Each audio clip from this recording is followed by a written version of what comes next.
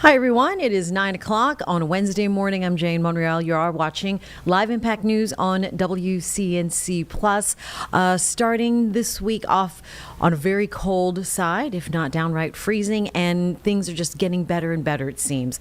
So now we're here, middle of the week. We got to bring in meteorologist Chris Mulcahy giving us the good news. Good News Wednesday. Why not? Yeah, I know. It's a wonderful Wednesday, a cloudier Wednesday. But yeah, it's been one of those weird scenarios. We actually started off above freezing by a long shot for the mountains, and it was actually about 10 degrees warmer up there. Well, I actually have a brand new map that I want to start off my weather with. Some hope for you. I have 3 different shadings here for our white Christmas graph. So if a lot of people want to pull this up for a white Christmas chance, we have the area of magenta, not to the blue, chance. I'm so sorry. Yep. Nope. It is a pretty much zero chance for snow going forward because the temperatures are going to be so. I understand. What I think is most interesting about this forecast going forward is that we were so cold, feeling like January, couldn't even get above 50 degrees at first, where we had more 40s than anything, and then all of a sudden it gets right around Christmas time, and then things are going to be trending super warm. So not the warmest that we ever had. Majestic's Weather IQ actually was on chances of white Christmas. We've had 4 times since 1878 that we have had some sort of measurable snowfall for the Christmas holiday. So I'm starting our things off a little bit different.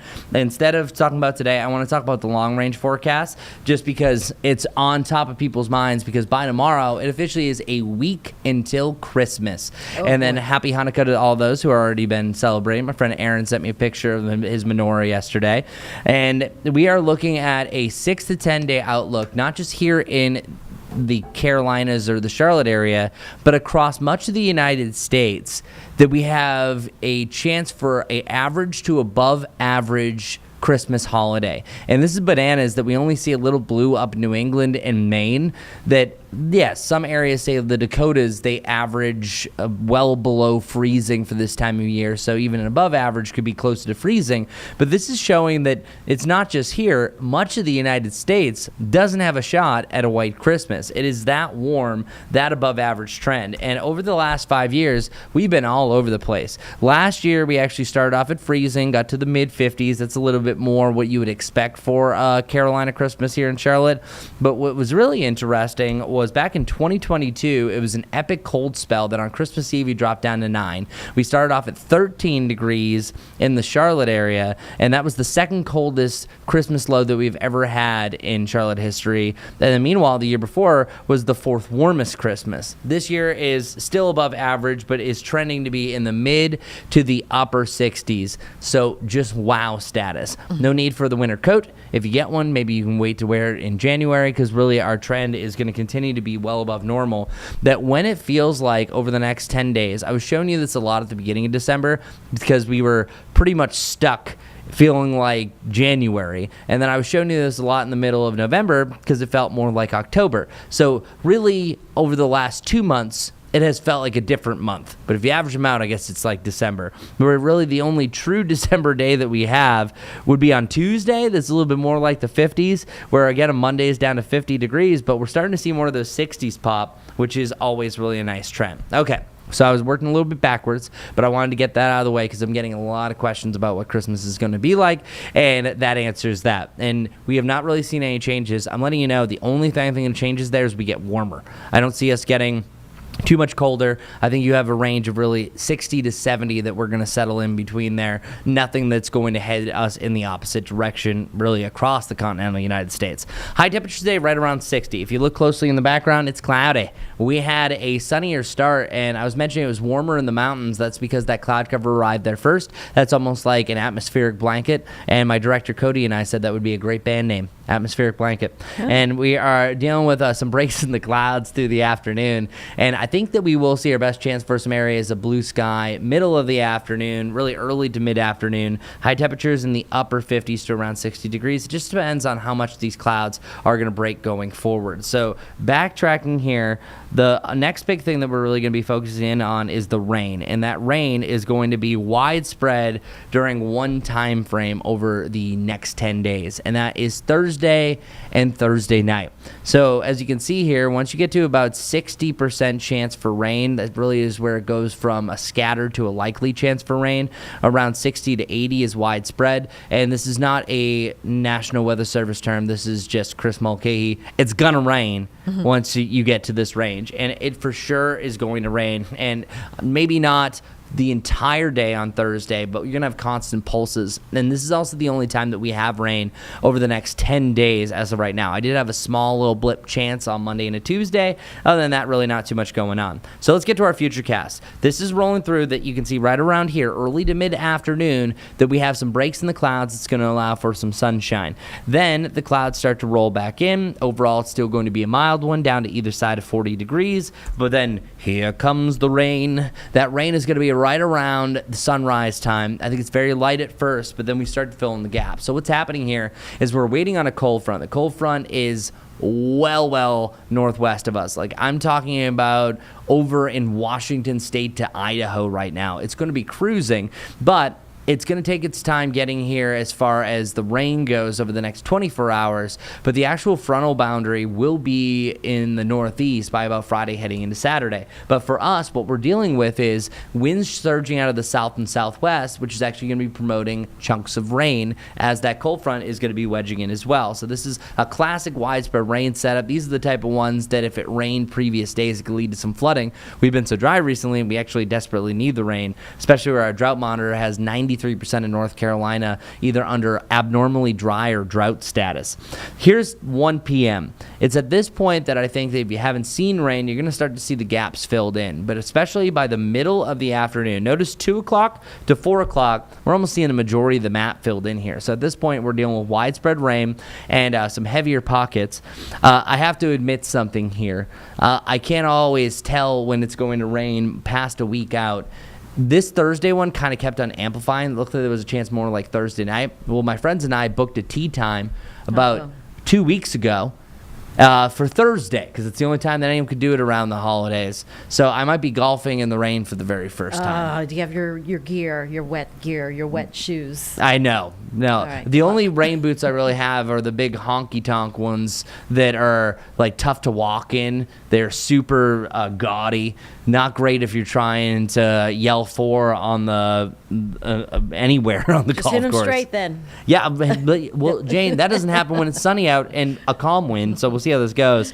The winds won't really pick up until the following day, but I'm just letting you know it's going to be a wet one. So my friends and I have not canceled our tea time unless they said we can't go, but we're going to be out there. Hopefully we get a little pocket in the early afternoon because we're going right at noon.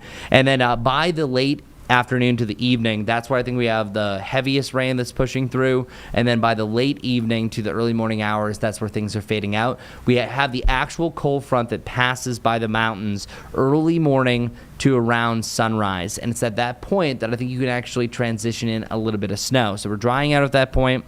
Sunshine's coming back, and it's going to be a weird day on Friday, because Friday it actually will get cooler throughout the day, kind of like what we had on Saturday, but it's not going to be as blustery, but still not fantastic. And then by Saturday morning, we're looking at temperatures dropping down to around that freezing point. So how much rain can we see? I would say really up to about an inch and a half looks to be the norm.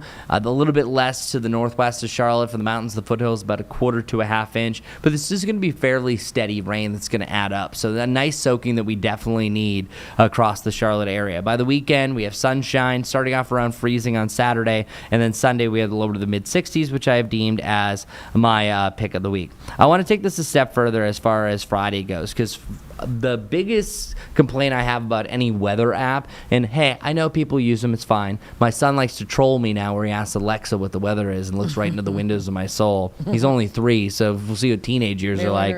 Well, our wind gusts are going to be strong, and one of my favorite tools is the Beaufort wind scale that literally our Sir Francis Beaufort decided to observe what wind did at certain ranges to the water and the things around him. So whenever you have a strong wind, and that's winds at 25 to 31 miles per hour, that keeps those large branches in motion, and it's not great for umbrellas. Luckily, we don't need the umbrella at any point at this point, but it's going to be a really strong wind overall, so I want people to just kind of keep that in mind. Here's a better look at what our futurecast winds we can expect. I would not be surprised if we have a wind advisory for the mountains, that we are seeing a chance for wind gusts at 50 plus as early Friday morning. Wind gusts up to about 30 miles per hour on and off throughout the day, starting in the morning, and then again later on in the afternoons. Things will be blowing all over the place. Not the worst wind gusts we've seen, but definitely going to be another inflatable alert as that is going to be pushing on through. As far as our 7-day forecast is concerned, as I mentioned, we start off warmer for your Friday, and then temperatures chill down throughout the day. We're even talking about freezing to sub-freezing wind chills later on during our Friday evening. So if you have any outdoor plans, maybe going to Carowinds for Winterfest, maybe going to McAdenville, going to Celebration of Lights in Kannapolis. That's actually one of my favorites. That's great. They have actually a train that the kids can go along, not the trains that James loves. James is headed that way. Yeah, have you been? Ooh, which one? The Celebration of Kannapolis? Lights in I forget what park it is, In but they have Kannapolis? we have Years the ago, yeah, we went. the double-decker merry-go-rounds. And also this Saturday, Mickey and Minnie are going to be there. So just letting you know, Oh. that's going to be a pretty decent The forecast Mickey for that. and Minnie? Huh? The Mickey. The Taking a break Mickey from the Minnie. happiest Yeah. place on earth to come up Yeah, here. no, they came up here. They actually Awesome. they have mouse relatives in the Charlotte area. People don't realize Get that, it. especially around Kannapolis. And then by Sunday, it is officially the winter solstice that officially starts at 10:03. Temperatures in the lower to the mid 60s, and as I already showed you, that long range 10-day forecast has Christmas Eve, and even Boxing Day the Boxing 26th, Day, you love it. that you always see on the calendar. Yes. That is going to range in the mid to the upper 60s. So enjoy it. Not enjoyable if you wanted a white Christmas, but you also shouldn't live here in the Carolinas if you want that as well. All right, now we know. We'll Now- have it. I'm fine with the warmer Christmas. I'm cool. Like, You are cool. No, thank you. It's the first time anyone's ever said that. No, but growing up in New England where we'd have nor'easters and things like that, we lived on the Cape that wasn't too bad. But yeah, no, I'm fine. Yeah. We came down here for a reason. That's the greatest thing about living here in the Carolinas. You have an opportunity of popping up into the 60s and 70s that all of our New York friends, Michiganders, all the way lived in the north would give their right hand to have a warmer winter at some Yeah. point. Maybe that is not extreme, but you know what I'm saying. They need it to shovel the snow. Yeah, I know. That's why they won't do it. We'll make them jealous a little longer there then. All right. Thank you, Chris. Of course. And we will be right back here on Live Impact News on WCNC Plus.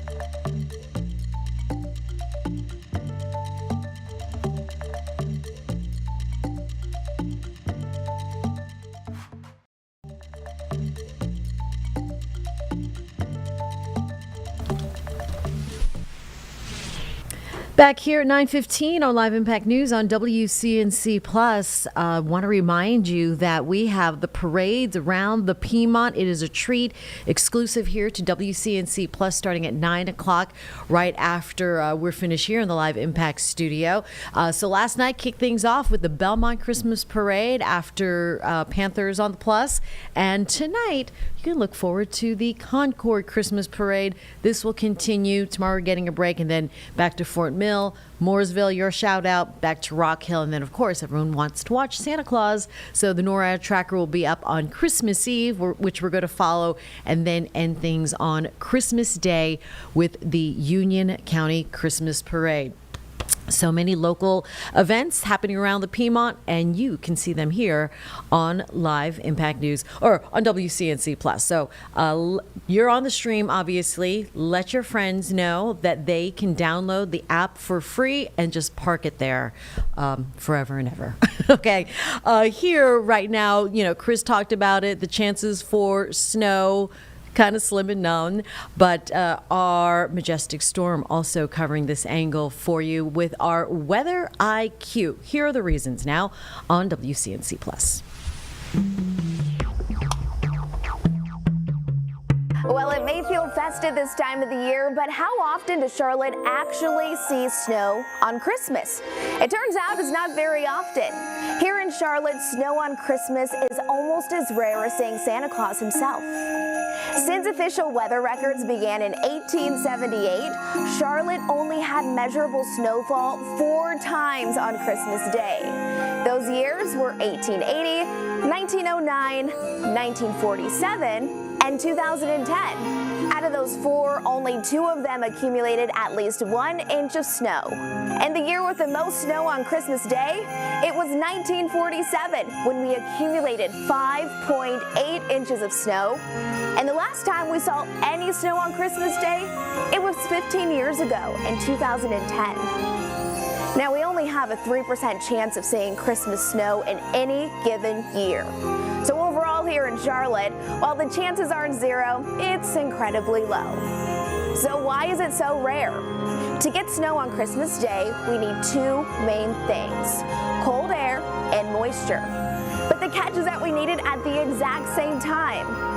And December in the Carolinas isn't very good at pulling off that combination.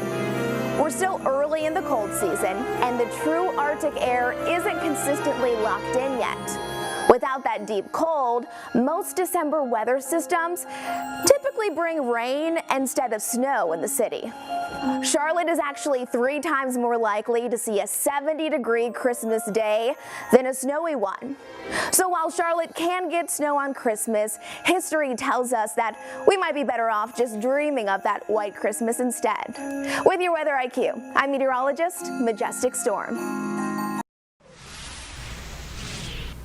All right, and Chris also mentioned all of that wet weather with record flooding in the Pacific Northwest. Wow, what they're dealing with, we're getting a little bit of that. So get you caught up with what's happening there in the Pacific Northwest now on Live Impact News. This is a major event. A lot of our state's underwater. Amid widespread flooding, Governor Ferguson issues a direct message to those in the danger zone. If you get an evacuation order, for God's sakes, follow it. Tonight, we've learned the disaster area spans more than 123,000 square miles. That's according to the Red Cross. The governor called the flooding crisis one of the most devastating disasters in the state's history. As we've been saying every day since this started, the situation is extremely unpredictable. And that's something I want to emphasize again to all Washingtonians. The governor expanded his emergency declaration to include 14 counties, activating cash and benefit assistance programs and making $3.5 million available for disaster relief. Money he says he can release without legislative approval. In addition, they're requesting more federal help. So what we're working on is a major disaster declaration. That's what unlocks significant financial resources for individuals and for local governments and the state for the impacts that will no doubt be profound from a financial standpoint. On the ground, emergency responders are working around the clock. Coast Guard helicopters provide support from the air, with the Washington National Guard on the ground. We still have approximately 250 soldiers and airmen helping with this response. They filled over 15,000 sandbags. They're preventing people from driving down dangerous roads, and they're going door to door to help with evacuations. Recently deployed federal urban search and rescue teams are on the ground helping people stuck in the flooding. All while the true extent of the damage won't be known until the water levels drop.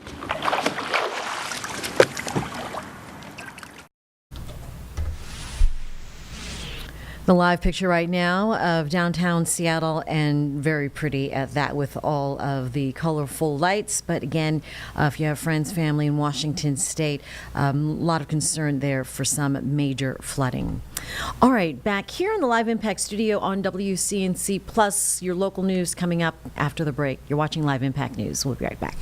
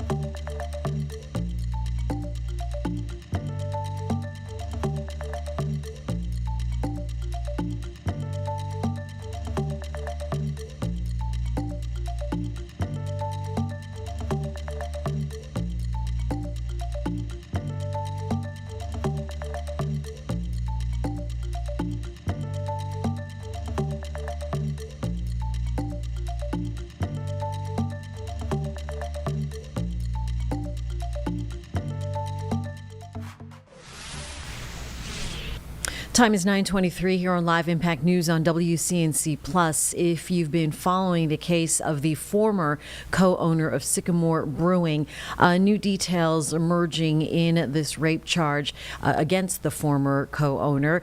We do now know, according to investigators, that Justin Brigham, who helped found Sycamore Brewing, used Snapchat to communicate with a minor, 13-year-old girl, that he is accused of raping.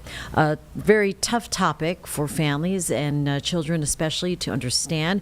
Our Siobhan Riley talked to a local psychologist on learning to navigate the process of talking with your children. This story for you now here on WCNC Plus. Business has been slow here at Sycamore Brewing ever since the news broke about now former co-owner Justin Brigham, who's accused of raping a child. Psychologists say these incidents can have psychological impacts on children. Watch your surroundings. Don't talk to strangers. Diana McCalla, a grandmother of two, fears for the well-being of the 13-year-old authorities say Brigham raped last week. I could just imagine the fear. It's like they'd be scared to go to talk to people. In this situation, everybody needs therapy. And possibly it may have to occur for a while. Clinical counselor and health psychologist Nanette Funderburk says the impacts of sexual abuse can be different for every person. Age absolutely makes a difference because there is incomplete brain development there. The perception of things and the way things play out can be extremely impactful to a child. Funderburk says sexual abuse can also cause children to struggle in school or relationships. She says it's important for parents to know what steps to take to prevent their children from becoming victims. You can let your children know if you feel uncomfortable in a situation, let me know or let a responsible adult know immediately. And you may even want to come up with a code word. Funderburk says it's also important for children to know that their parents are going to believe them if they tell an adult they were sexually abused. And I was a bus driver, years ago, and it did happen to one of the girls, and she just wouldn't open up at all. And Funderburk says other psychological impacts include PTSD, trust issues, and changes in behavior. In South End, Siobhan Riley, WCNC Charlotte. Another big story we're following is the latest light rail stabbing that happened earlier this month. Now the 911 calls have been released, shedding some more light on that.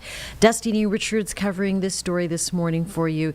You might find some of the moments quite graphic and frightening, so just warn you there. Yeah, these 911 calls really reveal the panic that was just ensuing in the light rail moments after this stabbing, and also passengers' desperate efforts to keep the victim alive. Now, in those calls, you hear passengers describing a chaotic scene as they try to help 24-year-old Kenyon Doby, who had just been stabbed in the chest. Callers tell dispatchers they're applying pressure to stop the bleeding and doing their best not to move him. They describe Doby as dizzy and disoriented, but still talking, with one caller staying on the line for several minutes, repeatedly telling him to stay awake. Take a listen. Stay up, stay up, stay up, stay up, stay up, stay up, stay up, stay up. Ma'am, is the knife still in him? No, there's no knife in him, but he's like, Okay. And is the blood coming through? Disoriented at the moment. That's okay. Is the blood coming through you gotta his stay jacket? still. Stay still. It could be, but again, we got a rag and like a jacket applying pressure. Okay, is the blood coming through that rag? I can't see the rag. I got something else on top of the rag. Hey, stay with me. The stabbing suspect, Oscar Lozano, is now facing charges in Mecklenburg County and federal court. And this is just one of many clips that we've been hearing, and we'll be sure to bring you more information on this incident and this case as it develops. I'll send it back to you guys live here from NODA. And so, Destiny, we heard from the people in that call trying to help the victim, of course. Was there any mention, any calls about the suspect in this case? Yeah, in the midst of kind of the chaos that you're hearing, that was what we heard in a lot of the initial clips that we've been listening to. There is one where the dispatcher is asking, is the assailant still there? And the caller that is on the other end of the line is distracted at first, but then says, no, he's not here anymore. So obviously the suspect was taken into custody, but what you hear from most of this is just their efforts with the victim describing the scene that they're seeing. But there is a moment where they say that Oscar Solorzano was no longer there. And something, of course, that we will continue to follow here on WCNC Charlotte and the Plus. So thank you for having this app on your streaming device.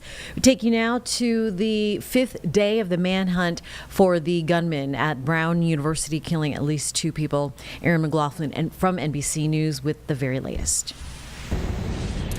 Hey there, authorities have released new time-stamped footage showing the so-called person of interest in the hours prior to the mass shooting here at Brown University that killed 2 and wounded 9. In the footage released by the FBI, stitched together from Ring camera footage taken from homes and businesses in the area, even dash camera footage, you see the person of interest walking not far away from the campus about 2 hours prior to the attack. One point in the footage you can see the individual running, and then he passes the building where the shooting took place about an hour before the attack, but you never see him enter. And then after the attack, there is footage of him walking away, raising all sorts of questions. Authorities say they still have not identified the person of interest in that video. The Attorney General at yesterday's press conference saying that once they have that identification, he's confident they'll be able to find him.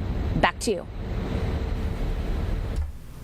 Taking you out now with opening bell in New York, and we have NASDAQ as well as the New York Stock Exchange up slightly today.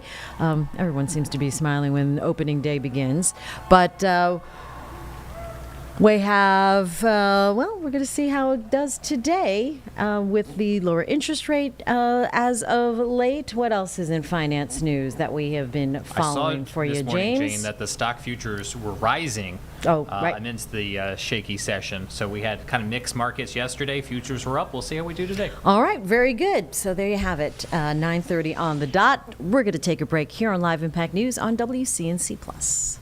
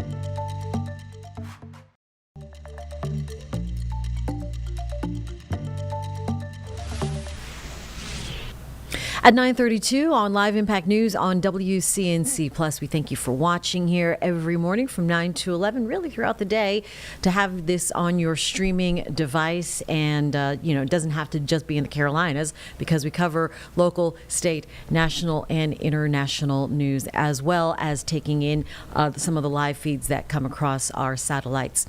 This morning, President Trump, we know, has ordered a blockade. Speaking of the international stage, a blockade of all sanctioned oil tankers going into and out of Venezuela. He did speak to reporters yesterday from Air Force One. We'll play that for you now here on Live Impact News. Through the use of tariffs, the threat of tariffs. If we didn't have that, other countries would use tariffs on us.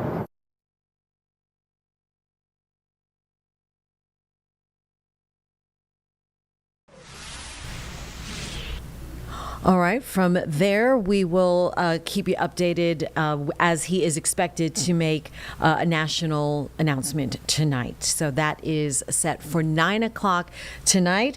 Also here on WCNC Plus, which, by the way, you can watch here on WCNC Plus tonight after Live Impact News. But also tonight, Panthers on the Plus.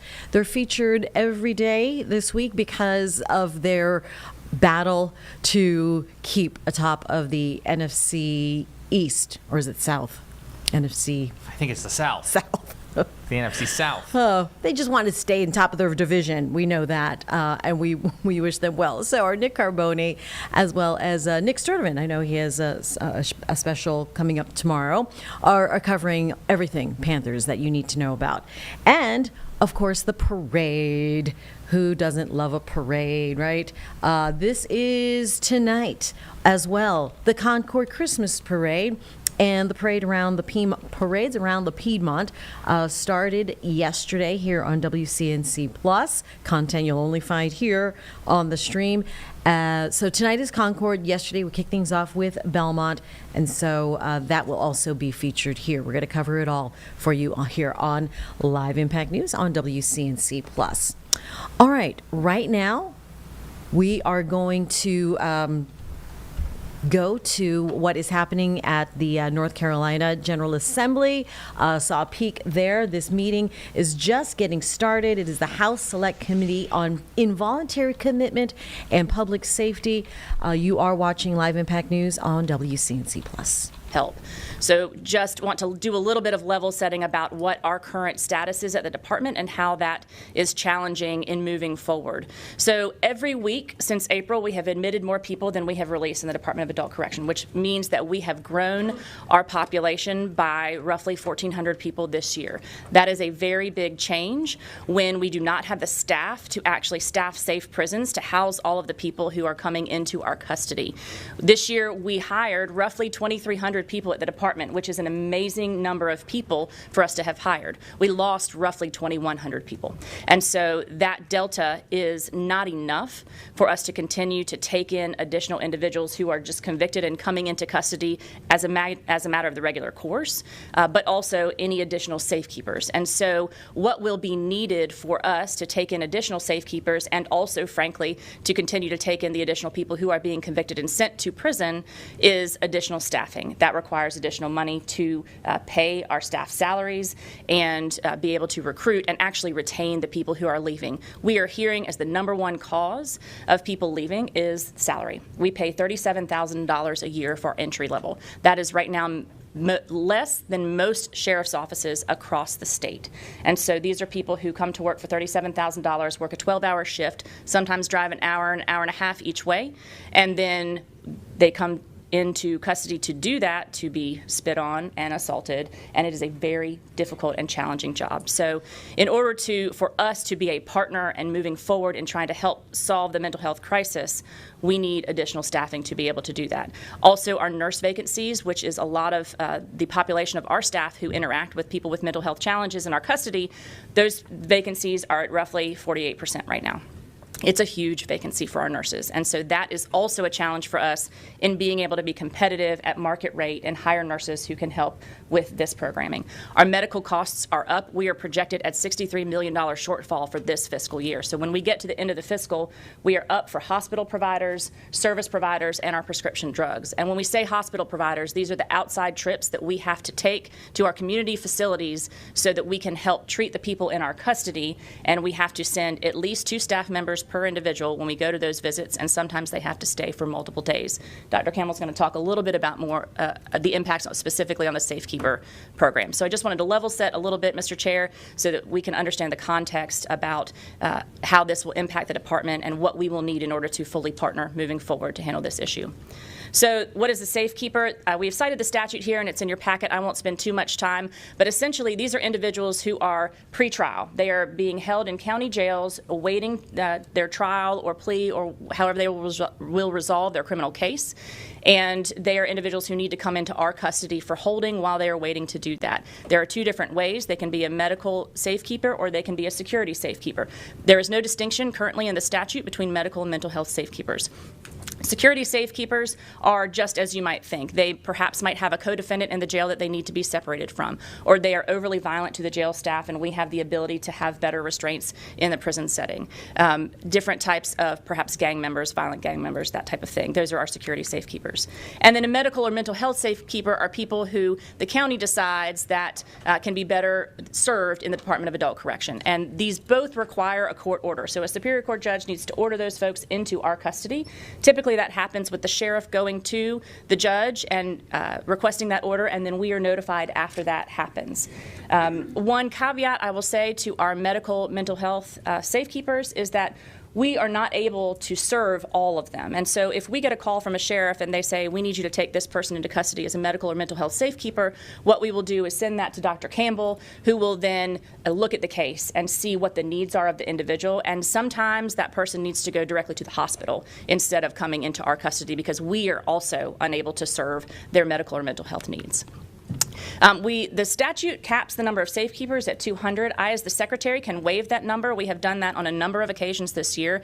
We try to be very good partners with our sheriffs, and when they call us and they need us to take an individual into custody, we are almost always able to accommodate that. Even if we have to go to a hospital first, and then upon release from the hospital, we take them into our hospital setting in DAC. We waive the cap. We average at the cap. We are almost always between 180 and 200 safekeepers per year. And so we live at that cap and continue to have those people in custody. About 44% of people in our custody are medical mental health safekeepers. The rest are security safekeepers. There's no limit on the amount of time that security safekeepers can stay with us. Medical mental health safekeepers, we review them after 30 days, and then we can go and petition the court or talk to the sheriff, which is normally what we do first, and say, we believe this person's medical or mental health situation has resolved, and we would like for you to take them back at the county jail at this point in time. We house them at 3 different locations. We have some men and some women, and so our women are obviously at NCCIW. Most of the men are at Central. We can also house them at Granville, which is our high security maximum control facility. I won't spend a lot of time on how we manage them. We do keep them separately. As you probably know, in this space, someone who is not currently serving a sentence has a different perspective on their time in custody than perhaps someone who is not yet convicted, right? And so that does pose challenges for us if we mix the 2 populations, and so we do keep them separate in our custody. The safekeepers are almost always, unless they are having medical treatment at Central Prison, they are almost always completely separated. So I appreciate the ability to be here today and to answer any questions. I will wait and hopefully answer any questions that the committee might have, but I do want to give Dr. Campbell most of the time to talk about our medical and mental health safekeepers. Thank you, Mr. Chair.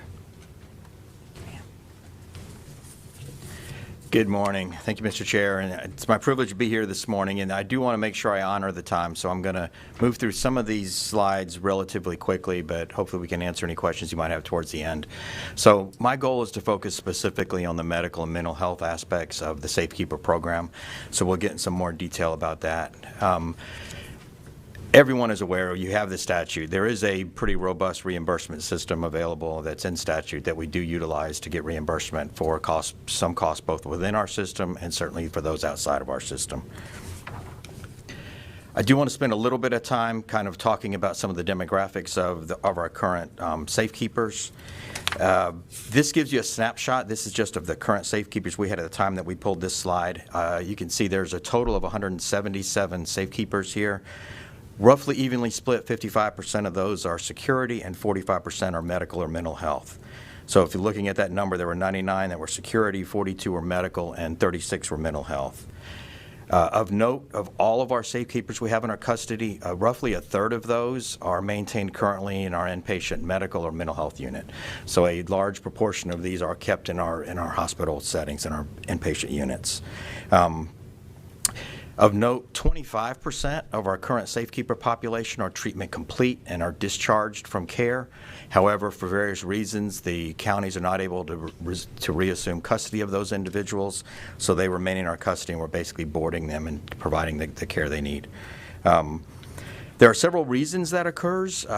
Very frequently, this is a result of inability for the jails to accommodate ADA accommodations that the individuals may have. So they may have a wheelchair or a walker or a cane or some other mobility assistance they require that the jail can't provide. Some of these are frequent follow-up medical appointments in the community that they don't have the transportation staff sufficiently to be able to transport those, those patients to those appointments, so they remain in our custody. And then, some of the jails, quite frankly, have intermittent or inconsistent medical support at the facility, so there's some things they just simply can't provide there. I did want to briefly mention our female safekeepers. It's roughly the same ratio. We currently have 29 female safekeepers in our custody. It's 18 of those are security safekeepers and 11 are medical or mental health safekeepers. And of that 11, 5 of those are medical safekeepers, 3 are pregnant safekeepers, and 3 are mental health safekeepers. I do want to talk a little bit about capacity because this is by far our greatest challenge. If you look over the course of this year for 2025, we have maintained consistently right at 198 safekeepers, again with the cap being 200. There were 9 weeks where we went above that cap. The Secretary, as she mentioned, has granted us authority to accept above the cap, and specifically for our medical and mental health safekeepers. So when we get a referral for a medical or mental health safekeeper, we review that case. If they indeed require inpatient treatment, then we universally accept them into our care, even regardless of what the cap.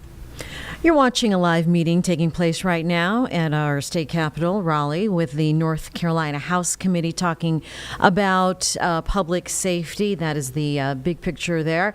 Also looking at a couple of stakeouts here. The first top left is ex-special counsel Jack Smith to testify in front of the House Judiciary Committee, as well as Fannie Willis, the Fulton County District Attorney, scheduled to appear to testify before a special state Senate committee examining her prosecution of President Trump. But both Mr. Smith and Ms. Willis are scheduled to testify today on President Trump and over the 2024 not 2024, but election results there. So we will continue to monitor things out of Washington, D.C., as well as Atlanta and Raleigh. But we'll take a break first here on Live Impact News on WCNC Plus.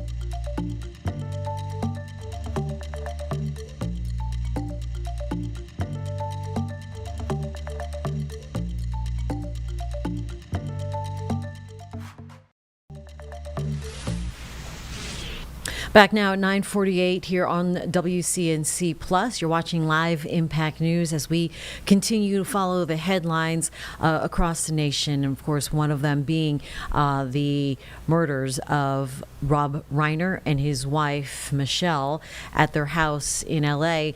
And their son, Nick, will be charged. We expect to be arraigned this morning. Just a terrible story where we know now that Nick, the son, has admitted to drug problems in the past, addiction problems in the past, and in and out of rehab, and just a terrible story. This morning, though, we are seeing now the new video just released, the moment that Nick Reiner was arrested in L.A., just outside of a Los Angeles gas station. Morgan Chesky has that story from NBC News. This morning, Nick Reiner has been officially charged with the murder of his parents, Hollywood legend Rob Reiner and his wife Michelle. The charges carry a maximum sentence of life in prison without parole or the death penalty. This newly obtained surveillance footage, verified by NBC News, shows Nick Reiner walking into a gas station and buying a drink. Moments later, police arrested him in downtown L.A., just hours after his parents' bodies were found in the bedroom of their Brentwood home. These images, posted by the LAPD Gang and Narcotics Unit and later deleted, show his arrest and include a photo of Reiner in handcuffs. He was approached by the officers and he was arrested without incident. Reiner remains in jail without bail and is set to be arraigned this morning. The 32-year-old now represented by noted defense attorney Alan Jackson, whose past high-profile clients include Karen Reed, Harvey Weinstein, and Kevin Spacey. The stage already being set for a potentially high-profile and emotional trial. Prosecuting these cases involving family members are some of the most challenging and most heart-wrenching cases that this office faces. Now, newly resurfaced interviews are providing a glimpse at the complicated relationship between Nick Reiner and his parents. Well, I think I'm lucky in the sense that I have parents that care about me. Appearing on a podcast several years ago, Nick, who had a history of substance abuse, described trashing his parents' guest house while on drugs. I got totally spun out on uppers, and I was up for days on end, and I started punching out different things in my guest house. Tuesday evening, friends of Rob and Michelle Reiner, including Billy Crystal, Albert Brooks, and Larry David, released a collective statement that read in part, "They were a special force together. Dynamic, unselfish, and inspiring. We were their friends, and we will miss them forever."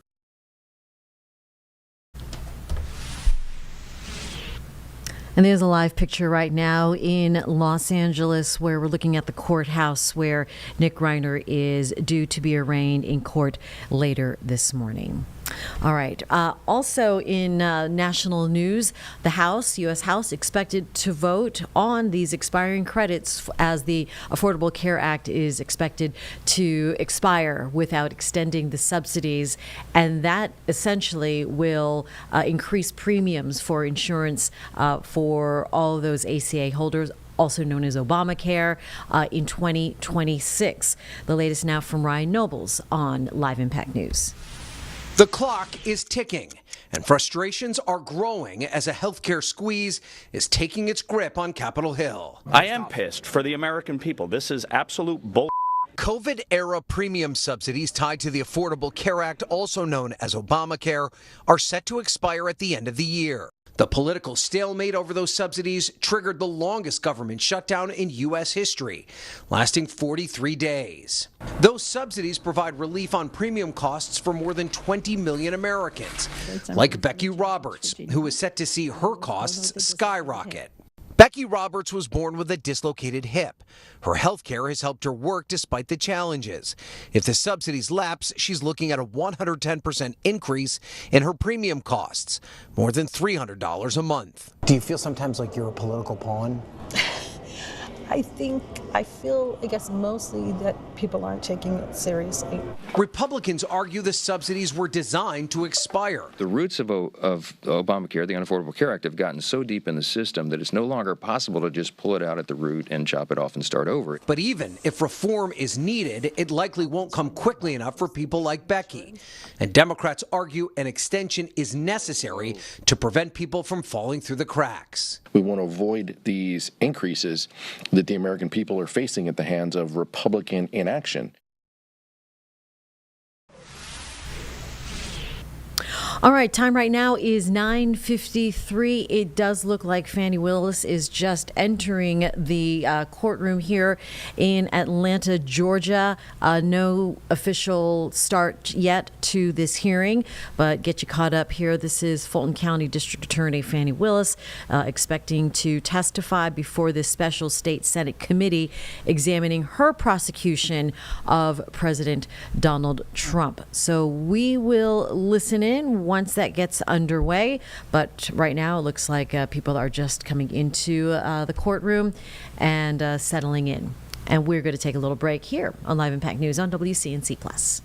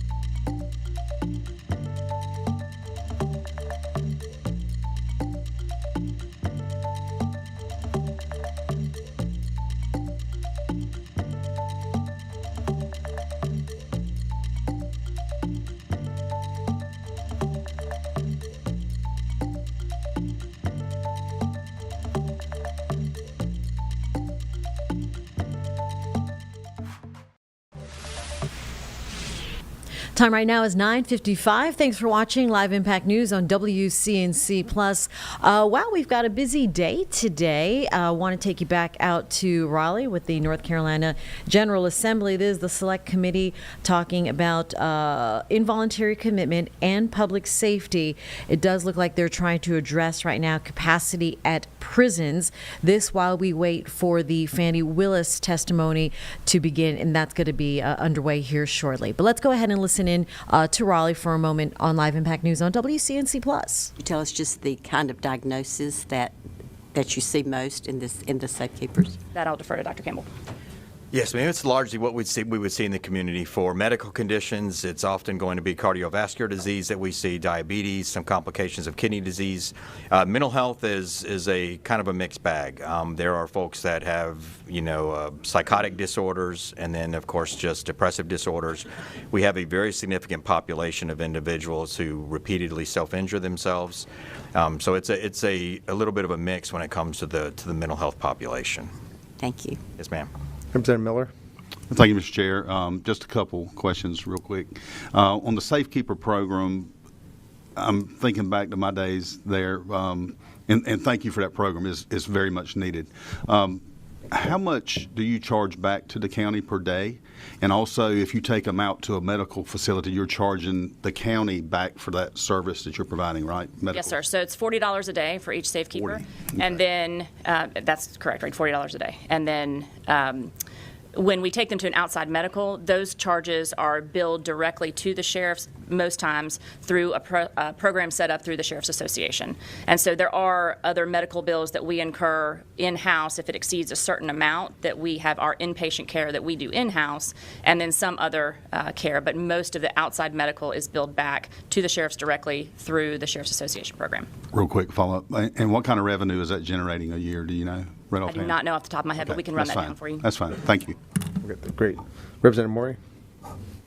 Thank you. Thanks for the presentation. So if a jail is requesting because of mental illness that they have the need, if you have the staffing, you could take on more safekeepers. We could. Okay. And the follow-up, you said the statute has set the 200 limit safekeeper. Do you know when that was passed, the 200? Is that years ago? I don't off the top of my head. It was definitely years ago. I mean, we've been operating at a 200 cap for quite a while, but I don't know when the statute was passed. Just one follow-up. So that's something we could look to in our statutes, that we could raise that, but you'd also have to have the staffing to accommodate it. We would. And I would say, Representative Morey, just for context, there are roughly 700 people right now in county jails that are ready to serve a sentence in the Department of Adult Correction, but we do not have the staffing to admit them into our facilities. And those are non-safekeepers. Those are people ready to serve sentences. So we have to take those people in, but that is a similar problem. We have to have the money to hire the staff to staff the prisons. So thank you. All of that. Representative Pirtle, and then Representative Blackwell. Thank you, Mr. Chair. A community long-term care facility. Could you give me an example of what that would be? That's somebody you contract with. Are we talking about like a skilled nursing facility? The facility that we contract with is Kindred, and it's in Greensboro.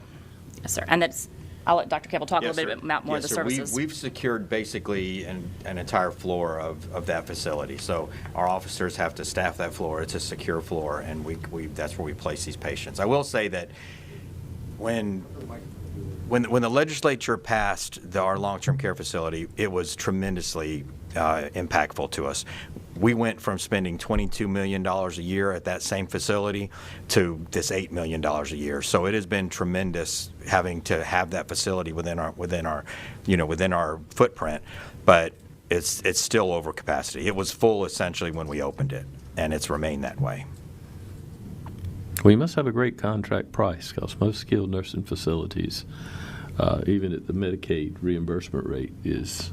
Well, sir, what I'll say is that's running an average about five patients. So that's it's. Then I retract my statement. It's about $150,000 per patient per month is what that comes out to. So. All right, Representative Blackwell. Thank you, Mr. Chairman.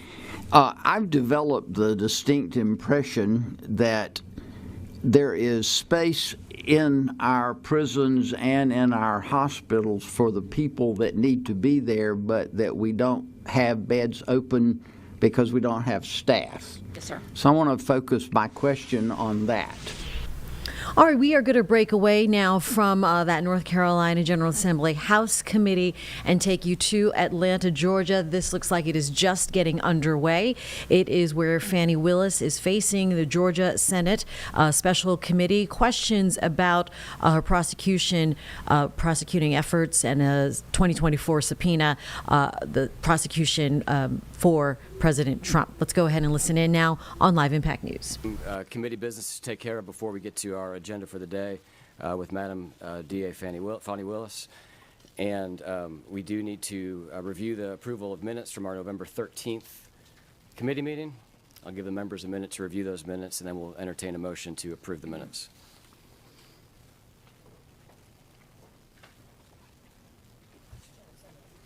We have a motion to approve by Senator Jackson, second by Senator Gooch. All those approved, please signify by saying aye. Aye. All those opposed, like sign. And the minutes are approved. All right, for those that are in attendance today, just want to kind of go through a couple of guidelines on decorum. I understand there's some Obviously, there's media in the room.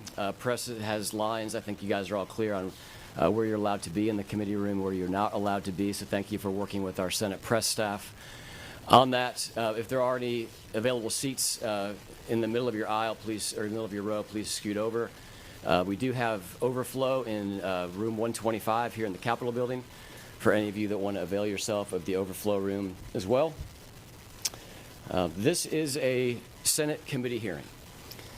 This is not a courtroom. There is no judge in the room. We will adjudicate the meeting today per the Senate rules and Mason's manual.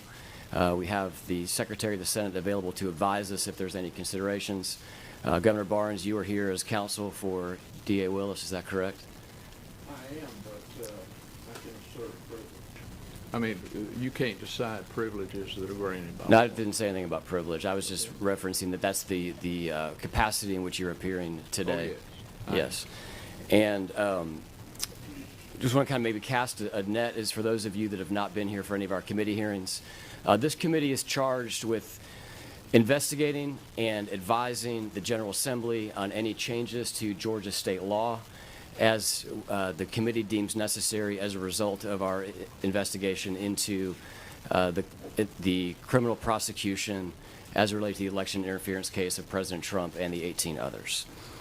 We've had a series of meetings and have been working with the District Attorney Willis to appear today. We had a state law that passed, and as my understanding, you are appearing under the second subpoena that was issued, and there is still a Supreme Court case relative to the 2024 subpoena and the General Assembly that issued that, or the Senate that issued that at that time.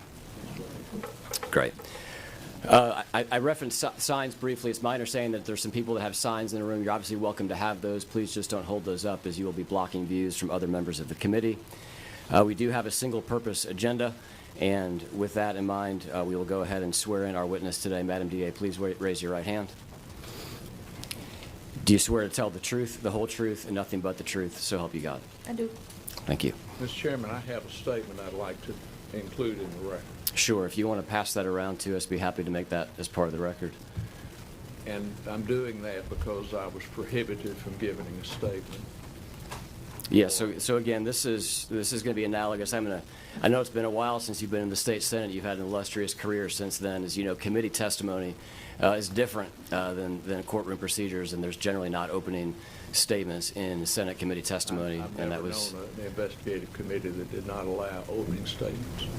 we will proceed with the testimony, and if either one of you and Madam DA. Is that the preferred title? Is how you'd like to refer to you? Either District Attorney Willis or Madam DA. Perfect. We'll go with either one of those. Thank you for being here today. Please do pull that microphone closer or lean forward when you speak. I'll try to get the volume adjusted so that everyone can hear it. I doubt anyone will have trouble hearing me. Fair enough. Just love if you could take a minute, walk us through your career history. I know that you have a 30-year legal history. If you could just tell the committee your path to becoming the district attorney in Fulton County. Well, I went to the best university in the nation, Howard University, matriculated through there in 3.5 years and graduated December of '92, although I walked in May of 1993.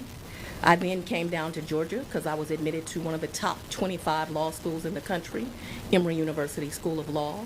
While at Emory University School of Law, for the first time in Emory's history, I won the Frederick Douglass Moot Court Competition, which is a national competition put on by the Black Law Students Association, successfully matriculated through, took the Georgia bar because the Olympics was that year. That was the last year that you could take the bar while still in law school. So during my last semester of law school, I took the bar and passed on the first try. Then became a lawyer. I worked for a small law firm with Alvin Kendall. Alvin Kendall has a great knack for picking talent because at that law firm at the time was myself and the former mayor of Atlanta, Keisha Lance Bottoms, who will be a great candidate for governor of this state and is now running for office. Also Teresa Mann, who is a judge in the city of Atlanta court, and another lawyer by the name of Carl Touchtone. We represented people in both criminal and civil cases. I worked there for a small time. I then left that law firm and opened up my own law practice where I practiced both juvenile law, criminal law, did some family stuff. Young practitioner, I did that out of Douglas County, Georgia, but I represented people in the entire metro area during that time. Got married, had 2 children, became a solicitor, needed a kind of a more calm life, so I went to work for Raines Carter, who's been the longest standing solicitor, I think, in the country at this point. Worked for him for some time, applied to become a district attorney, worked there approximately 16 years, tried every type of case you can imagine, but I was really a murder prosecutor. That's what I do best. But also at that time tried the longest case in Georgia's history, which is the Atlanta Public Schools case, a RICO case. That's how I became acquainted with John Floyd, because he taught me RICO inside and out, and taught me how you can use that to bring criminals to justice, which I've done throughout my career successfully. Worked there, then decided to leave to run for office. Ran for judge, came up 49%, I believe, is the percentage of the vote that I won. Actually went to a Republican strategist. He told me, because I went to a runoff, Republicans will not vote for you. And I said, why? I've had a history of representing this state. I've done so successfully. I'm known as a prosecutor. He said, you're black and female. I said, I don't believe that to be true. I don't think that's the state of the nation. Who knew? He was right and I was wrong. I lost that election, but that was God's plan.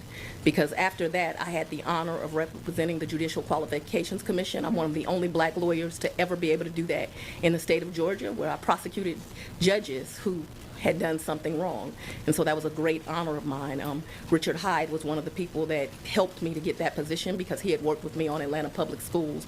I think that he's still doing that kind of work, and he's a very great investigator. So I did that for a while. I also got to represent a lot of fathers and mothers as they went through domestic things, did some criminal defense work, and then people started coming to me. You need to run for district attorney. Current district attorney has some problems. You'd be outstanding at it. And who knew? I ran, I won. I'm the first woman to serve as district attorney in Fulton County, Georgia. And then people started coming to me. You need to run for district attorney. Current district attorney has some problems. You'd be outstanding at it. And who knew? I ran, I won. I'm the first woman to serve as district attorney in Fulton County, Georgia. Best to ever do it. I sit here with a 92% conviction rate. That's my history. Excellent. Thank you so much. For those of us on the committee, it'd be helpful to kind of get a scope of what your office structure is like and kind of the makeup of your office. So how many employees are within the Fulton County's DA's office? A little over 300 approximately. All numbers that I give today should be approximations. You should not hold me to exacts. Certainly will do so on these questions for sure. Of those employees, about how many of those are attorneys? Half. About 150 attorneys. How many investigators? 65. Okay. And how many paralegals? I don't know, about another 70 or so professionals. Some of that is VWAPs, some of that is administrators, some of that is legal assistants. I'm not going to be able to guess at these numbers. Sure. The state pays a minimum salary for all district attorneys and assistant DAs, is that correct? No. No. Okay. Can you walk us through the pay structure? The state pays for my office about 25 ADAs. They're woefully underpaid. The salary that the state paid is a joke right now. If you want to look at some legislation, you should look at paying DAs across this country more money, because they do not make enough money, and it is very hard for people to recruit DAs at the state pay. So for those 20 or so some lawyers that work at state pay, I do one of two things as incentives. The first thing I do is the ones that work in-house, I give them supplements that the county pays, because the pay is so low and really just an embarrassment to think that we pay public servants at that rate. Another incentive I offer to some other very seasoned ADAs that are further along in their career that are my state paid employees, I let them work 95% remotely, and all they do is indict cases for my office. The rest of the lawyers paid by the Fulton County District Attorney's Office are in fact paid by the county, but you should note here that I am a state employee. I am not a county employee.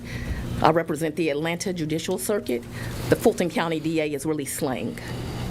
Great. So give me a range then of those ADAs, including the supplement. What's the salary range of Probably those ADAs? The lowest salary of any DA that works for me is 85, and the highest might be around 200. Again, don't hold me to exacts. Sure. Okay. You were elected in 2020. We talked about that. You had a transition process in between the election and when you were sworn in. Can you walk us through what that process looked like? It was not a very good one. Myself and the former district attorney never had a conversation. We still have never had a conversation. But while I was still on my personal time, not yet being paid by the state of Georgia, I interviewed every attorney and investigator of the office and some of the other staff because I wanted to decide who I was going to keep and who I was not going to keep. So I did that during that time period. I also had some committee members where I got some advice on things that needed to be priorities for the office as I took office. So I got very esteemed members of the Fulton County and the greater community to kind of advise me. I believe in diversity, so it was a diverse group. If you do studies on diversity, although some of you are against it, you will realize that the companies that do the best employ diversity. And so I employed diversity in that committee, and I've employed diversity in my staff because I represent a diverse community. Who was a part of that committee? I don't remember all the names, and I'm not going to guess at it. What names do you remember? Oh, my goodness. Lee Dupree's husband, William Dupree, was on that committee. There was another anchor, and I'm embarrassed to say that was an African-American female. I'm not sure. I want to say Mayor Franklin may have been on the committee, but I can't remember exactly. There were about 15 to 20 people. That's been some time ago now. The interviews that you referenced with the existing staff as you were kind of determining whether they would stay, who participated in those interviews with you? It would be different people each day. Attorney Gabe Banks was one of the attorneys that did some of the interviews. He wasn't able to do all, of course, because he had an active and thriving law practice at the time. Jeff DeSantis did some of the interviews with me. Daisha Young did some of the interviews with me. People would come in and out based on their schedules. My deputy of operations now, Dexter Bond, did some of those interviews with me. Mr. Nathan Wade had a thriving practice at the time as well. He would come in and out and do some of the interviews. I was at every interview, but other people could only commit, so much of their time. They each did as much as they could. And that should not. And we will get back to the live testimony of Fannie Willis out of Atlanta, Georgia, in just a couple of minutes. You're watching Live Impact News on WCNC+.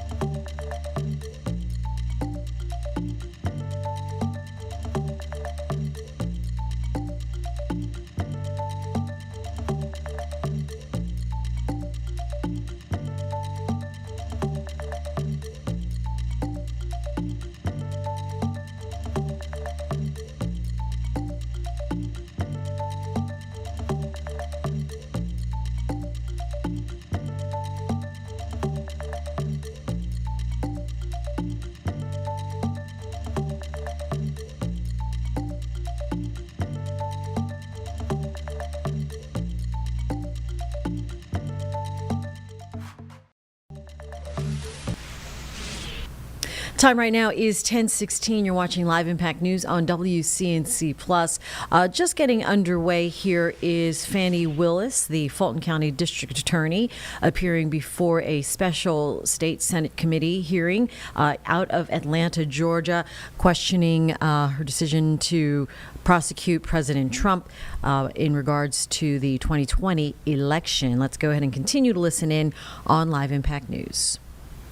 101 police brutality cases, many that went back to years, maybe to 2009. People in the community were very upset. It was both unfair to the law enforcement officers and to the community that decisions were not made. And so I knew that one of the things that I was going to have to do was to make sure that every case got looked at and was evaluated. And so I was looking for attorneys to do that. I'm not sure if that's what we called it at first, because I think we called it the Civil Rights Unit, in fact. When we first opened it, I think it was the Civil Rights Unit. At some point, I go to visit other huge district attorneys' offices that have kind of the same kind of struggles that I have as a major metro area. I went to visit the Houston District Attorney's office at that time, and in that office they had divided cases, and I thought it was a brilliant way to do business. And so I think that's the point that I then formed a civil rights unit, which would only deal with police brutality, and an anti-corruption unit. So I think when we first started that it was called the Civil Rights Unit. Okay, how many people were part of that unit once you got it fully operational? Well, it depends. You know, the county has, in my opinion, stolen people from me, so we can't do the job as effectively as needs to be done. I've had as many as... It varies. It has varied because we had an anti-corruption unit and a civil rights unit, so it's varied. Can you give us a range? It really depends on who you're calling the anti-corruption unit. I've probably not had more than 2 lawyers in that unit, maybe 3 at any given time, an investigator or 2, and a legal assistant. They may have been doing double duty somewhere else. And you entered into a contract with Chris Campbell to do some taint work as a part of that unit, is that correct? That would be the civil rights unit. Well, it sounds like they were somewhat interchangeable from what you just said. You said that it was called the Civil Rights Unit when it started. The Civil Rights Unit may have encompassed everything at first, and then it ultimately becomes police brutality cases. And so what Mr. Campbell was, when the police take a statement, I know you're not an attorney, but there's an issue called garrity. And what happens is government employees, mostly we're talking about law enforcement officers, they will make a statement to the police, but that statement won't be Mirandized. There's all kinds of legal rules around it. I can't be privy to those statements. I shouldn't have them. Sometimes I think the police almost put them in there intentionally, and so they'll be intertwined in statements and reports. And so what he was hired to do is to redact. So once that I got a file from the GBI when somebody had been shot by an officer, I never read that. That way we were never tainted. That's why we use that word, by never seeing that. And so yes, he was hired. He had been, I believe my recollection is he had been a former law enforcement officer, and he was a lawyer. I thought he was great for that work. And Terrence Bradley was involved in that work. He had been a former probation correct? Officer and an attorney. That's one of the reasons that I thought that they would do outstanding at it, because they had long histories in the law enforcement community and lawyers.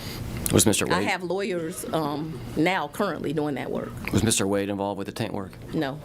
Mr. Wade, Bradley, and Campbell were law partners. Is that correct at the time? Loosely is what I understand. I can't tell you about the design of, I can't tell you the design of his firm. I think more so what happened is they shared office space and cost or something, but I don't know. I shouldn't speak to that or speculate to it. Did you place anyone in charge of the anti-corruption unit, or did everyone that worked for there report directly to you?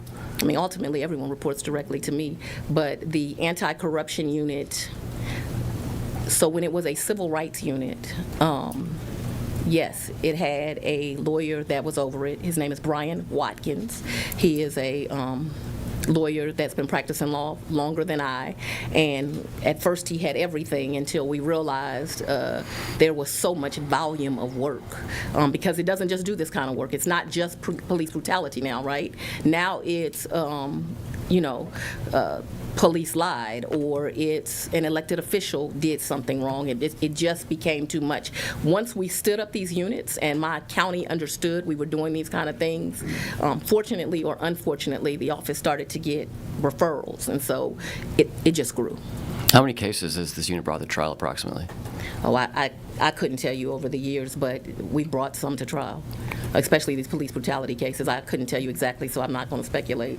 Okay. It's not as many as like my major crimes unit, but I can tell you that the anti-corruption and the civil rights unit, they cost me the most money because of the experts that are needed when you are trying a police case. How much money would you estimate that you spend a year on that unit? I can't, and I'm not.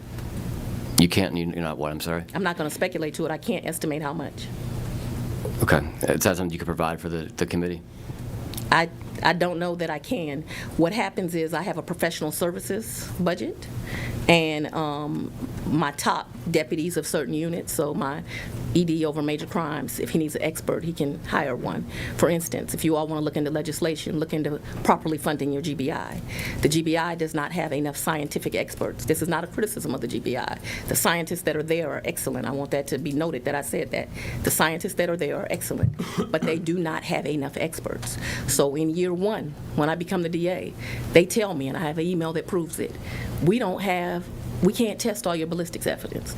We don't have enough. So I have to go into my budget, more than $100,000, I can tell you that. I think it's been about that annually, and hire private scientists to do that ballistics work. Now, I got the names of those scientists from the GBI, but also my deputy, Mr. Watkins, over civil rights, if he needs an expert, he knows that he can get one. If my ED over major crimes needs an expert, they can get one. My domestic violence expert, if they need a domestic violence expert, they can get one. And so it all comes out of this professional services budget that I both pay attorneys that come in and work as special prosecutors, and that I pay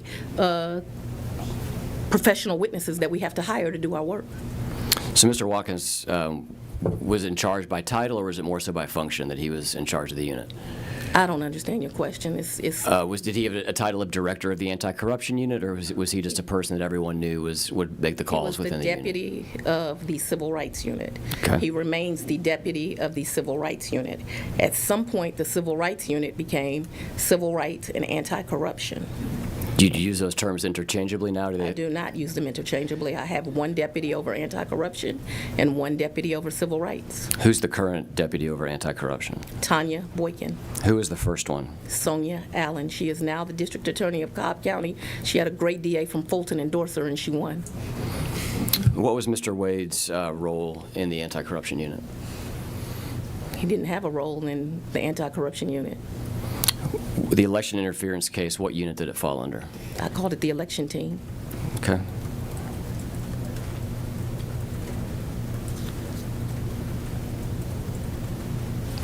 When Mr. Wade was he hired solely to focus on this election, to work on this election team, or did he do other work within your office? I don't remember. I think there were times where I'd bring in some of my senior personnel and ask them, what's your thought on this case or these facts? I always involve wise counsel. I'm sure he was in some of those meetings. Would you classify Mr. Wade as senior personnel as being part of your team? Would I classify him as senior? So he was a special prosecutor. He never worked for me as an employee. What I would call him is a seasoned lawyer, 25 years, first African-American lawyer to ever serve Cobb County as a municipal court judge. What I would call him is a lawyer with a distinguished resume. Okay. When did you begin to consider whether to bring charges in response to the 2020 presidential election in Georgia? Don't answer that. That's a deliberative privilege. Don't answer that. I instruct you not to answer. Is it true that part of your transition team was involved in the process of interviewing people before you entered office to lead the investigation into the 2020 presidential election? I'd like to answer that. Go right ahead. You only take my advice sometimes anyway. Go ahead. That's really an ignorant question. And if you understand what the word ignorant means, it means the lack of knowledge.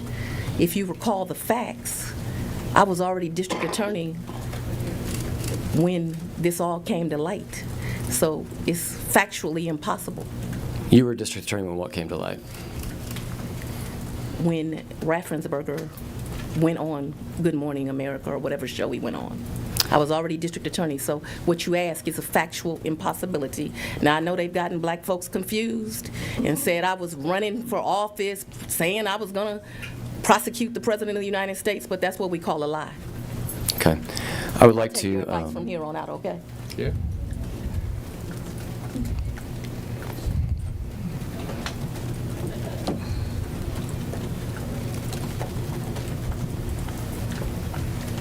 I'd like you to take a look at the screen for me, if you will. This is from Mr. Wade's deposition to members of Jim Jordan's committee. And he was asked, for the search committee, you said that began when D.A. Willis took office on January 1, 2021. Is that correct? Yes. And there was outreach to you to be part of the search committee prior to January 2021. January 1, 2021. Absolutely. When did that start? Sometime after the election, but prior to her taking office. Okay, so between the election, you're referring to November 2020 election, is that correct? Yes, ma'am. And so when you had conversations with individuals, you said on multiple occasions, you said no, and you turned down the position. Who were those conversations with? They were with the district attorney. So I think you're confusing facts. We've already had a long conversation about, I interviewed everybody at the DA's office, and I interviewed other people to come and work at the district attorney's office.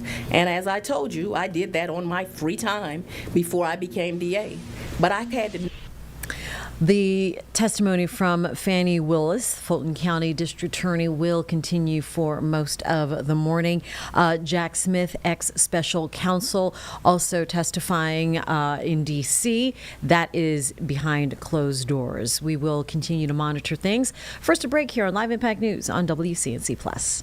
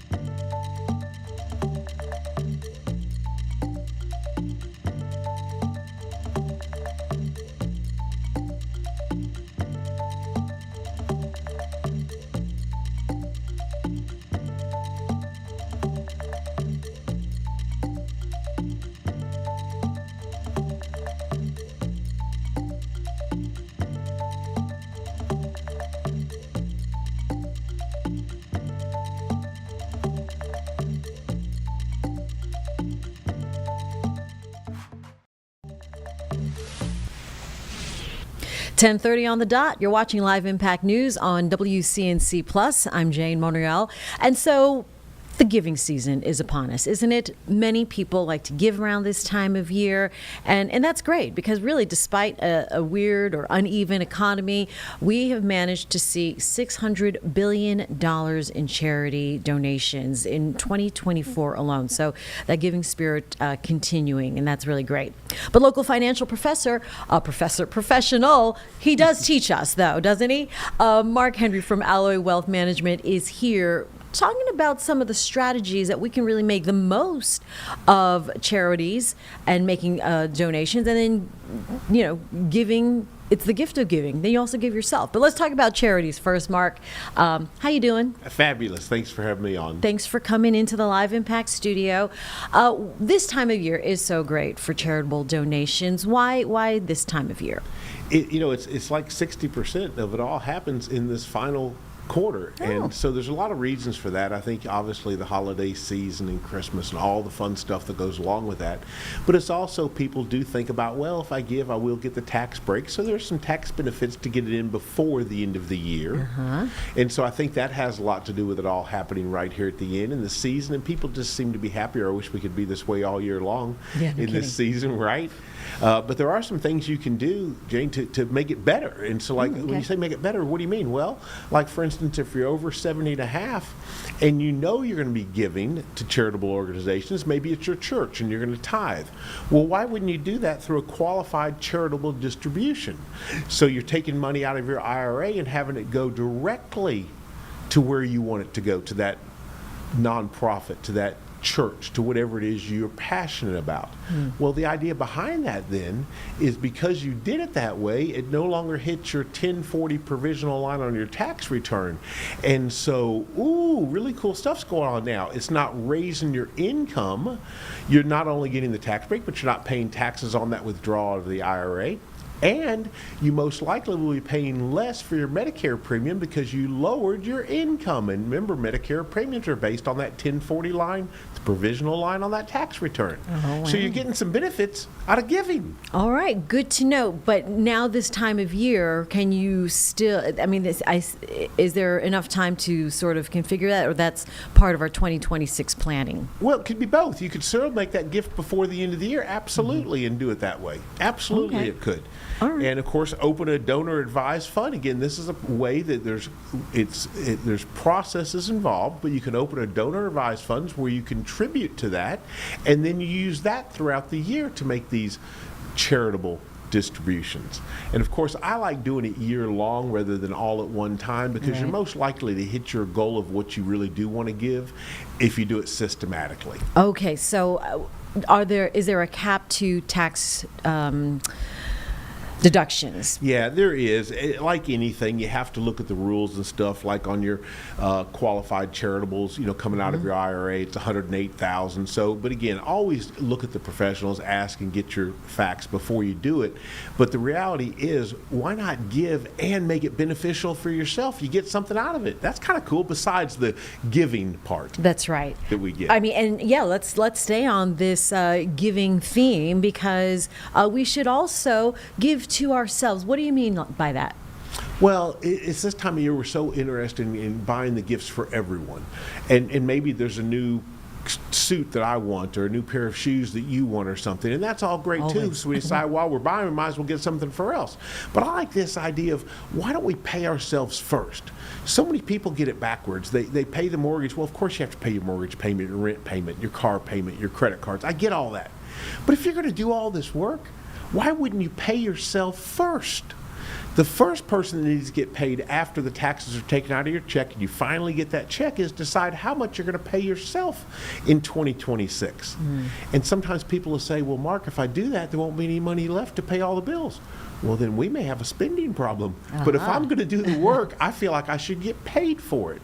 Right. So when you say pay yourself first, that is putting money away. Correct. Into a savings account. That's right. Or the 401, or the, whatever it is. There's still people, believe it or not, that their companies match on their 401, Janie. You're not going to believe this. They match 3%, let's say, and there's people not putting money in it. Do you know you're turning down a 3% pay raise by not contributing when your employer matches? Right. We got to fix these things in 26. Right. And then when you do contribute to your IRA, that is also not a tax deduction, but that doesn't, right? That's off your income? Off your taxes if it's going to that, or maybe you should talk to the HR department. Your 401 for 26 may have a Roth 401 offered now, and that might be even better for your plan. Again, you can contribute to the Roth, not get a break on your taxes this year, but that's money you'll never pay taxes on in the future. Okay, so when you say maybe we have a spending problem, and I would like to pay myself, what does that look like in practical terms for the average person who gets, you know, an average income. Right. Well, and again, regardless of the income, I see this for everyone. In fact, sometimes it's even worse on the higher incomes because they simply have a bigger spending issue. Spend more, yeah. Right. They have a bigger one. So it doesn't mean the income determines it. But when I think about this idea of paying yourself first, if we have a spending problem, we have to get on a spending plan. I hate to think about the word budget because I've worked really hard I don't want to live on a budget. But I do have to live on a spending plan, and I get to choose where my money goes. Well, that's how you should start 2026, deciding, hey, okay, I want to do this. I want to pay myself first. First, we have to know, where's the money going? Yeah. Where is it going? Let's figure it out. Then let's get rid of the credit card debt, the student debt, whatever is holding us down and keeping us from hitting our goals and having what we call a confident financial future. Okay, let's talk about the future. 2026, uncertain at best. Yes. We have maybe some tools that might help us, like AI, but you know, who knows? A potential government shutdown. I hate to say it again. Could happen. And these Affordable Care Act credits are expected to go up for a lot of millions of Americans. All right, so let's talk about first step, you know, first things first in trying to get our financial house in order, Mark. Yeah. January is a great time. People think of the new year and all, but I really like the idea of doing some of this in December before the year end, especially in the holidays, because you can talk to your family. You have aging parents. Maybe it's time to talk to them about their finances, and it's time to take a look at yours. Remember, in December, we typically get what's known as the Santa bump, followed by the January slump. It's cyclical. It seems like the markets seem to really go up at the holiday spending, and it looks like people are doing their job and they're spending plenty. Haven't seen earnings reports, but it looks like it's going well. But then that's typically followed by a January slump. Well, here's the idea. Is it time to rebalance our stocks? If we're younger, are we being aggressive enough in our 401? And I mean that. You're young. You should be aggressive in it. You can't use the money anyway. Let's go make money. Well, the market may fall. It not may fall, it will fall. But that's okay as long as you're investing in your 401, because then you'll be buying really cool stuff on sale. Okay, right. But now I'm in my 50s and I'm thinking about retirement in 5 years or 10 years, or I'm already retired. Hey, it's been a great year. We have to take a hard look at what we've done and take profit off the table right now. It's a good time to be saying, hey, I had a good year. I need to rebalance. I need to take some profit off the table. I need to put it where I won't lose it in this potential next 2026 with the things you mentioned earlier. Okay, very good. So it depends on where you are in life. That's right. To make those next moves, and a good conversation to have with family members. Hey, you know what? You've got a week off, maybe.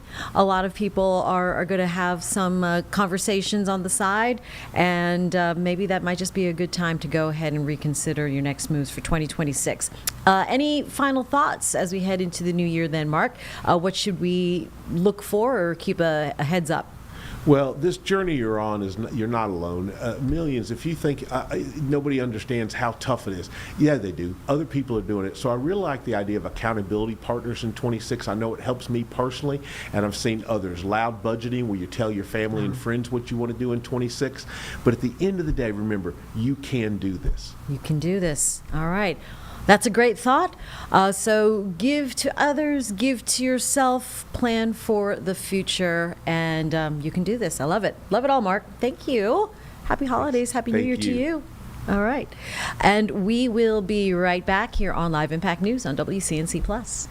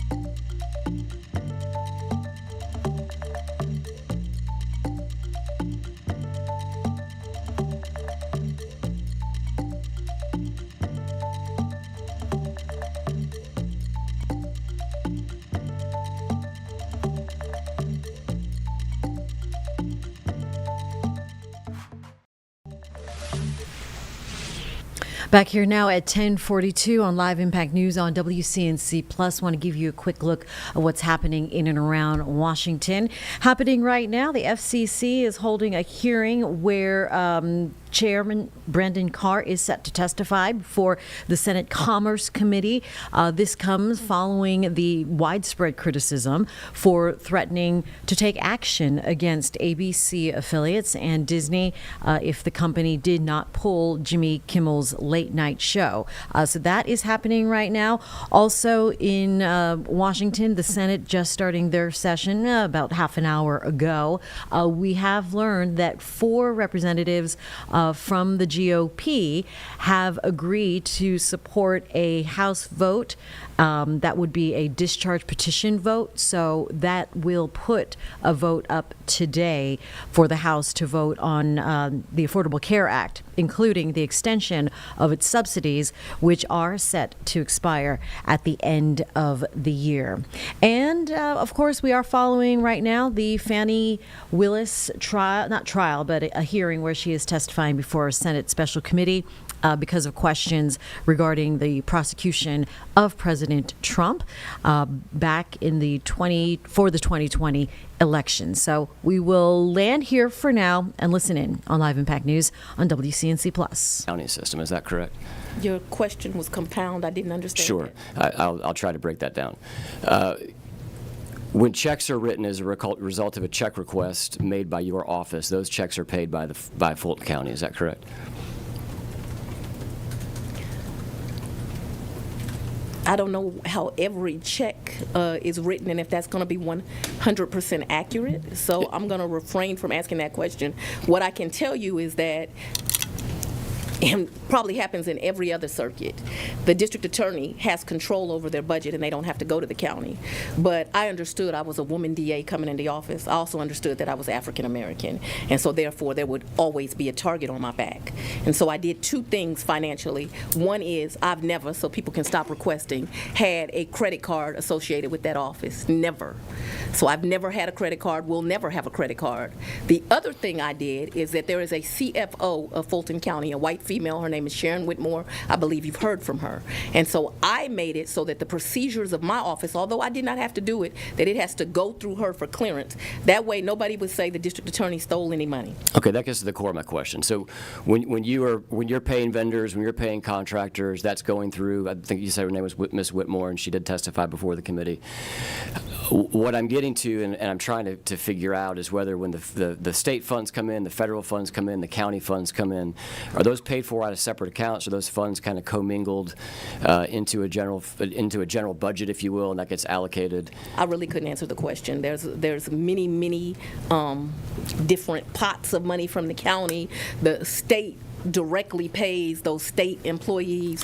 Then they get another check from the county, the ones that don't make enough from the state. I really can't fully answer your question of all the ways. I have a team that I call my deputy. I have a deputy of operations and a team that does that kind of stuff, but there's some money from the county, there's some money from the state. The grant money I know goes through the state. The truth is I don't have any grants. Fulton County has grants, but those grants do benefit my office. My Saki unit is renowned. I'm ending the year with a 100% conviction rate on Special Victims Division.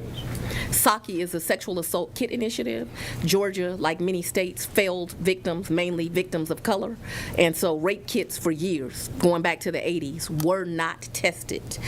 So we have a grant with the federal government that, and I'm talking about thousands of rape kits, where they go and they test those rape kits. What we have found is if they would have done those jobs and believed those victims, that many of those rape kits go back to serial rapists. They also go back to people that have committed other crimes. I have excellent attorneys that are in that unit, some that I pay out of the grant, some that I add with my general fund, and as I said, not just my Saki unit, but my crimes against children unit, my Saki unit, my sexual assault unit, my human trafficking unit. We're ending the year with 100%.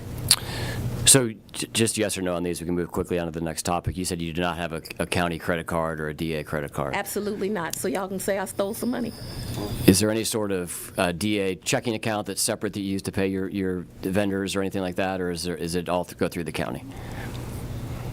I really can't answer that, and so I'm not going to speculate. Okay. You mentioned forfeiture funds before. Do you have a ballpark of how much you've received? I think you said it was a small number of state forfeiture funds. No, I said federal.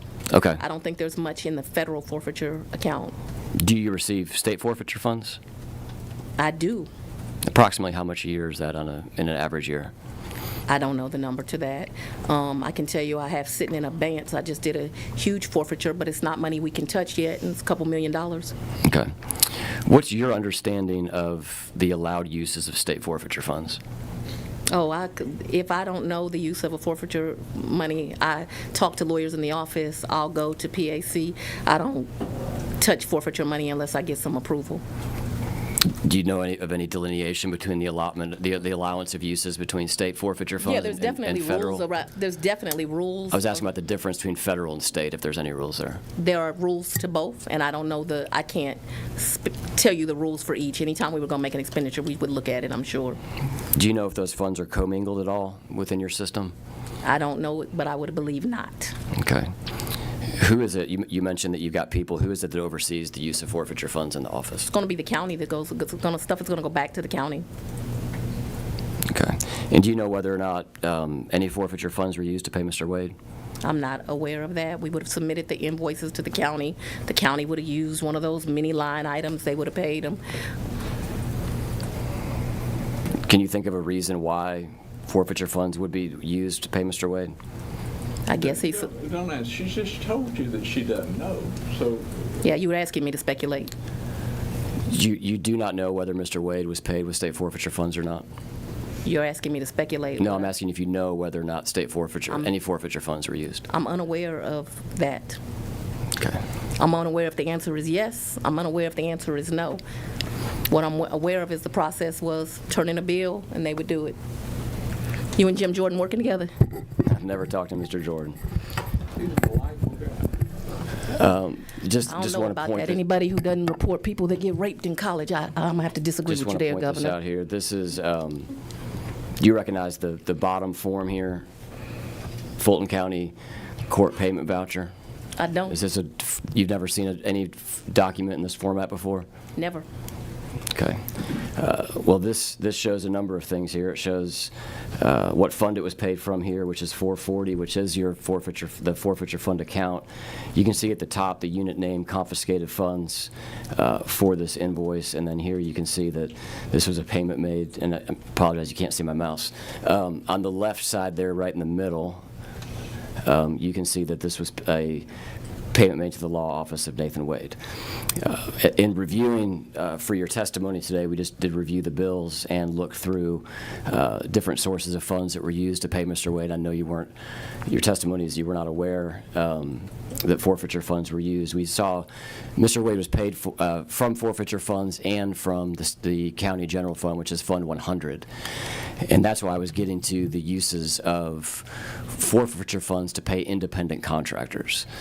Do you have any knowledge of any restrictions that may be around the concept of using forfeiture funds to pay independent contractors? I do not. It was my understanding that Mr. Wade was paid out of my professional services budget. Okay. What's the accounting process? That's kind of what I was getting to earlier, of kind of, if it was your understanding he was paid out of the professional services budget, that would intimate that there's some sort of accounting procedure within either your office or the county office where there are separate fund allocations. And I asked you if your funds were commingled and everything was paid out of the same, or if there were dedicated accounts. So you were, unaware that Mr. Wade was paid out of the forfeiture funds. You believe he was paid out of the professional services funds.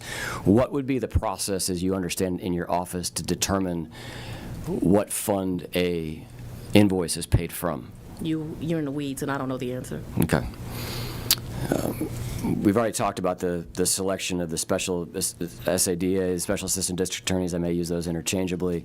The process of interviewing Governor Barnes, among some other folks, ultimately settling on Mr. Wade. Well, I don't want you to act like he was, Well, after just talking to 2 or 3 people, I think, to be fair, I don't think He's I'm a not seeing lawyer, at the been bottom of practicing law 25 years. Sure. What was the reason that you chose to use, and I think if you could just unpack this for us a little bit more, that you chose to use a special assistant DA at the rate of $250 an hour versus using the attorneys that were already in your office or hiring additional attorneys at a rate that you referenced earlier is between, I think you said, between $85,000 and $200,000 a year? Because we were drowning. And each of so most of the lawyers I had in the office wouldn't be qualified to do that work, most of them. I had some that were qualified to do that work, but each of them had a major project. Let me use those two cases that mattered most to me, Kennedy Maxey and Sequoia Turner. I was determined we were going to win those cases. So on day one, those cases got handed to Ms. Dacia Young. In addition to handing her that, because nobody has one job, I handed her the Special Victims Division, at which time had like 8 units. So she's doing both these 2 big cases, and she's over the entire Special Victims Division. Same thing with Mr. Carlson, very qualified lawyer, but I handed him 6 units, and I also told him, you gonna get rid of these 250 or so murders that we have. We're gonna do a project, we're gonna set it up, we're gonna go one by one. So every lawyer I had with that level of experience had a huge project. I assigned a lawyer to deal with the 18,000 backlog. I don't want to be sitting here in, it took us, I think, 3 years to get through those, as well as keep up with the 46,000 cases that end up coming in my first term. So everyone had some. So it became obvious to me that I needed a lawyer that could manage this team while I did the rest of the work of the people. And there was nobody else, either internal or that you could have hired at a lower rate that you just described? Lower rate than $250? It's an insult to take $250 for a lawyer that's been practicing law that long. I thought you told me earlier that your range of people that work for you are between $85,000, not dollars an hour, but $85,000 a year and $200,000. Yeah, but $85,000 is like one domestic violence grant. I usually only hire someone with 3 years of experience. I make an exception with that because that's, an offensive salary. Although I can tell you, I think the state is paying lawyers $64,000. I mean, it's ridiculous. I know a little girl just graduated Georgetown Law, and she's making $280,000, $300,000 a year. We do not take public service seriously, and we need to, because my lawyers do greater work than most of these lawyers in this civil firm. And let me point out one thing. You're using gross amounts. That doesn't include benefits, the perks, the health insurance, and all that stuff. Which weight does that have? Sure. So describe for me the experience level of your top paid, or somebody that would fall within the category of the top paid assistant district attorney that works for you at the $200,000 a year, and to Governor Barnes's point, plus benefits. Let's just say that that's $250, and if I take that divided by 2,000 hours, that's about $125 an hour. I don't understand the question. My question is, what is the experience level of the assistant district attorneys? Are you trying to intimate that you're going to tell me who to hire and how to do my job? No, ma'am. I'm asking you, the people, the wonderful people that you have hired, they're the top of your pay scale at $200,000 a year. What is their experience level? Because All right, a little spicy there in Atlanta, Georgia, with Fulton County District Attorney Fani Willis. We are continuing to roll on this. We will play that for you this afternoon back here on Live Impact News. In the meantime, also happening in D.C., a stakeout camera on what's happening for the U.S. strikes of Venezuela boats. Looks like we grabbed some sound here from Senator Warren. Let's play this for you now here on WCNC. Yeah, because it's embarrassing to the administration. The administration cannot keep their story straight on why they are there and why they will not release the video, this part of the video of the attack. The only way this problem gets resolved is to make it public, let everyone see it. There's nothing there that the American public should not be able to see other than the possibility of accountability for the people who made this decision. Can you describe what you saw? Can you describe what you saw in the video? No.